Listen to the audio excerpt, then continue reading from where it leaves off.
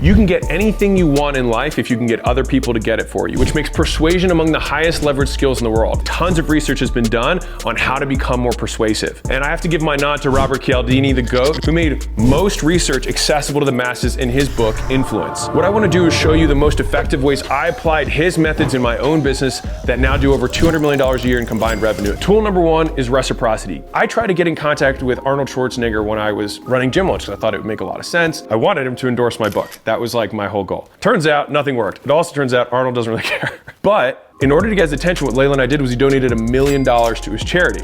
And then we ended up sitting down with Arnold multiple times. When you show kindness and generosity towards others, they're more likely to return the favor and like you as a result. The gift you have to do is proportional to the person you're trying to give to. So for example, if you pay for your friend's lunch, that person now feels obligated to return the favor. They're like, hey, I'll get the next one, right? And it's the same reason that outside of a retail store, as soon as you come in, they offer you cold water. It's not because they're nice people, it's because they know that you'll feel indebted to them and be more likely to A, stay longer, B, listen to them, and C, ultimately buy. Imagine how much it costs a store owner to give everybody who walks in the door a water. I don't know, $5 a day. And if they get one person to buy extra a week off of that, which they probably get a lot more, is that worth the investment? It's probably the highest return on investment thing in his entire business. Now, Cialdini gives a really beautiful example of how to leverage this in business. And he shows an example for a waiter. So if a waiter puts a mint on the bill, they get 3% more tips, right? People get something and they're more likely to tip them a little bit more. The waiter gives the person 2 mints. All of a sudden, the tips increased by 14%. And the third way they did the waiter example was that the person put a mint down,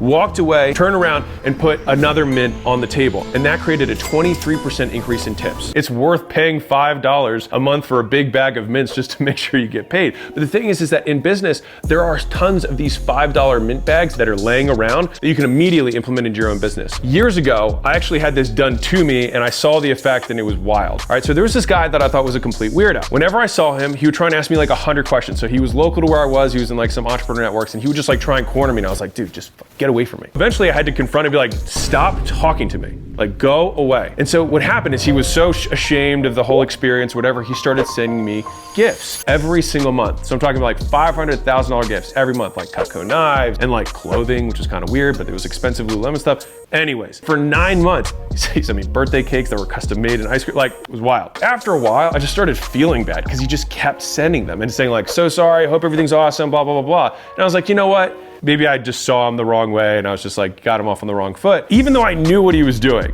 it still worked. And I ended up going out to meet him again. Turns out, still a weirdo. And so that's to show you how powerful this stuff is. You can just start by giving people free gum when you're in class, which is the first time I learned it when I was in middle school. People weren't as mean to me when I gave them gum earlier that day. And so it's a tiny little thing that cost me almost nothing that made my life in middle school a little bit easier. Tool number 2 is consistency. We judge people based on their actions, all right? Consistency can be used in persuasion by asking someone to publicly commit to an idea or action. Now, publicly can be just in front of you, but it can also be widely to the world. If I said, hey, are you the type of person who like takes action and is willing to invest in themselves? If someone says yes, then later on, if I say, hey, since you're the type of person who's really willing to take action and really likes to invest in themselves, then I think this would be perfect for you. Boom. And then I can make the ask because I just reminded them twice of the commitments they made earlier, and I'm asking them to be consistent with those later during the close. So there's a famous research study they did where they asked people in a neighborhood to put up a little sign that said, please drive slowly. When they asked people to put a massive sign on their front yard that said, please drive slowly, most people didn't comply with that request. But when they asked people to put a tiny little sign in their window the size of a note card that said, please drive slowly, and then 2 weeks later, they sent them a letter that said, hey, since you're a type of person who's so pro-safety for the neighborhood,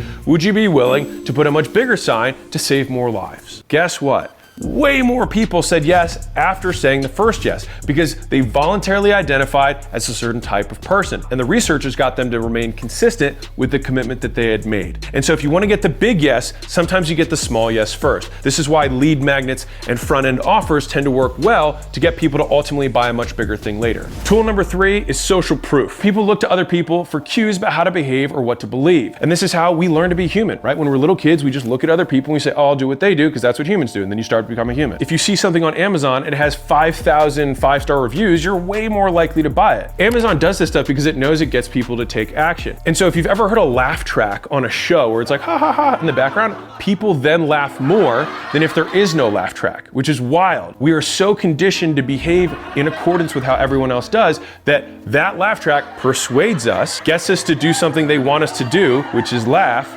better than anything else. And so here's how I used it in my own businesses. I printed out every single 5-star review I got online. If you have a brick and mortar location, this is where it kills, is that you look at all your Yelp reviews and you screenshot every single one of them. So I screenshotted all of them and I framed every one of them so that floor to ceiling, my lobby was 5-star reviews. And then the other half was before and after pictures. Because imagine a world where someone says like, hey, Alex, I don't think you can help me lose weight. And I would just like look around the room and be like, really?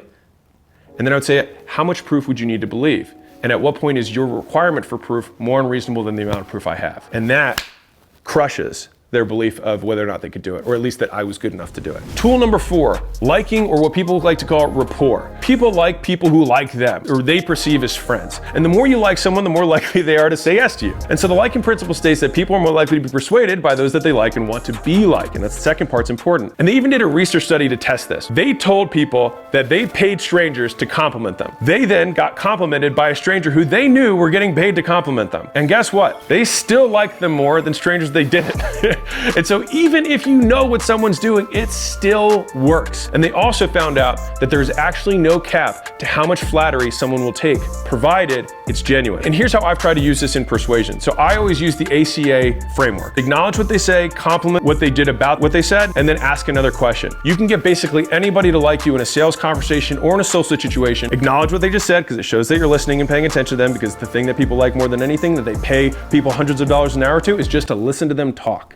C, you compliment them on what they just said and how it ties to them being a great person in some positive attribute, and then you ask them the next question to move them down the conversation. And so the way that I actually was able to keep my spirits high, because if you are ever front-facing in a role, whether it's customer service or it's sales or anything, you get tired. And so what I did was that I actually bought a mini trampoline and I put it next to my desk, and so I would meet with people, and I was doing 20 plus consults a day in person, and I would be bouncing on this trampoline and they would look at me like a psychopath. People would close more because they're like, this guy's such a goof. You cannot be in a bad mood and on a trampoline. And when I didn't have the trampoline before that, I actually used to do a cartwheel every single time before I shook someone's hand when they walk in my gym. So imagine you walk in the gym, some guy does a cartwheel and is like, hey, welcome to United Fitness. Nice to meet you. My name's Alex. You would crack up, be like, who is this guy? But you know what you did after that? You'd give me money because you liked me automatically. And even if someone was a sourpuss, I could still turn their mood around, because what they ultimately wanted to buy was the feeling that I was giving them during the conversation. Persuasion tool number 5 is authority. Think about a man who can tell the president of the United States to drop his trousers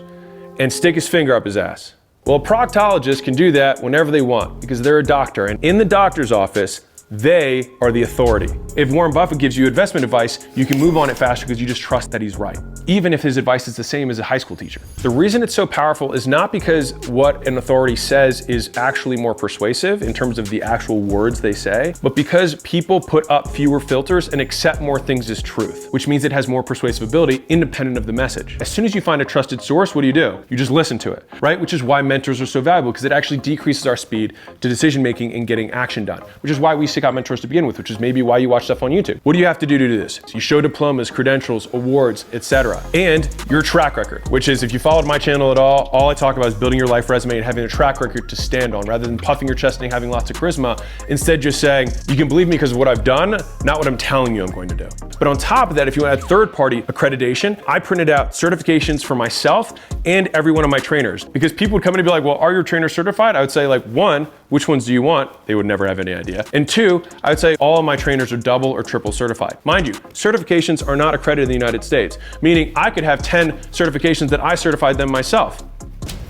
No one knows. I did pay for my trainers to get certified through actual ones, but I also internally certified them so they had more authority. Persuasive tool number 6, scarcity and urgency. Urgency is a function of time, so promotion ends tomorrow. Scarcity is a function of units. I only have 100 of them left. People value what is scarce. The reason gold is inherently valuable versus a rock is that there's just less of it. The reason De Beers has become this diamond conglomerate, even though rubies and sapphires are actually rarer than diamonds, is they own all the diamonds, they keep them in vaults just so that they can keep the scarcity high enough on the diamonds to fetch a premium price. And so the way that you implement this in persuasion is that you use limits, limited time, limited supply, one-time offers to create the perception of scarcity. The other way of doing it is talking about loss language. So instead of like, don't you want to get, it's you don't want to miss out on. Different way of framing the same concept. People have more loss aversion than they have desire to gain. So if you've seen Chanel or Gucci or Prada or whatever, they actually don't tell the stores how much of any item they'll send. They'll have a new spring line and they'll send 1 or 2 or 3 purses, and they won't tell the store how many they're gonna send. In a real way, the salespeople have the same concept of urgency. They probably figured it out at corporate that even if they said, hey, say that we don't have that many purses,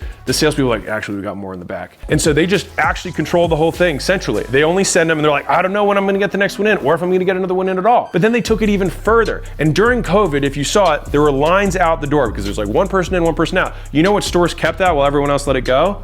The fancy stores, because they want to hold a scarce resource. They want to show that there's tons of demand. That's a little bit of social proof. You have to be special. It's exclusive in order to get in. The key to doing this is not being fake. I don't know how to say this to you differently besides trust me. If you actually put true scarcity on something, you will sell more. So if you can handle 20 people a week in your business, or you have X amount of product, tell people your limits. The reason Amazon still says 23 left in stock is because they know that more people will buy it if they see that there's limits. So if I said, hey, I can send you 1,000 customers tomorrow, you probably couldn't take them. So just be explicit about how many you have left and you'll actually sell more.